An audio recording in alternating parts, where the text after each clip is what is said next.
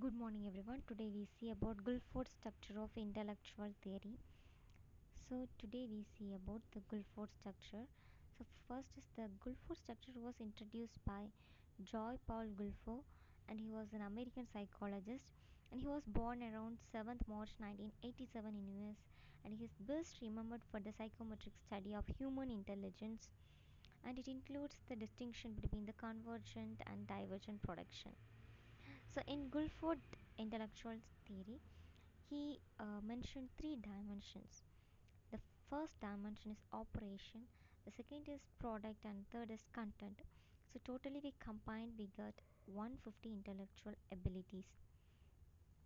So in operation, there is a five kind. The first is cognition, second is memory, third is divergent production, the fourth is convergent production, and the fifth is evaluation. And in content, it divides five kind.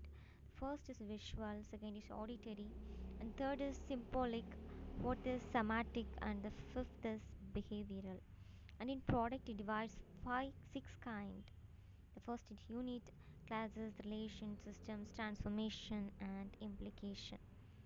So this is a diagrammatic representation of Guilford's structure of intellectual theory.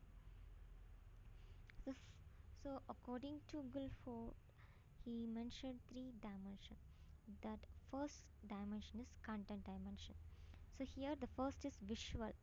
So visual is we gather the information through the via visual action, that is the sense of sight. So it is a visual information perceived through the eyes. The second is auditory. Auditory means information perceived by the ear. And the third is symbolic. Information is perceived as a symbols or signs that mean something else. And the semantic means information is perceived verbally in words or sentence. It may be written form or orally. And sixth is behavioral. So here the information is perceived as an act of an individual, that is the action of the human beings. So that is comes under behavioral. The second dimension is product dimension. So here first is unit. So unit is a discrete piece of information. So this is called unit.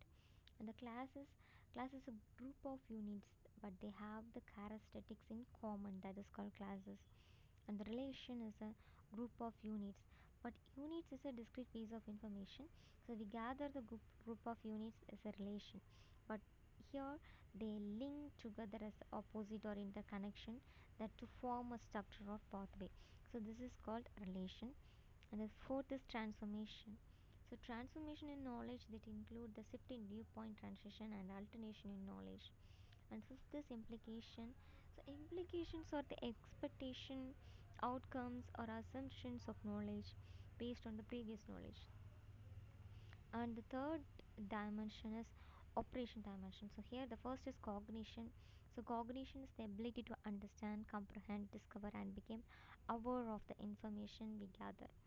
And the second is memory. The memory is divided into two, that is memory recording and memory retention.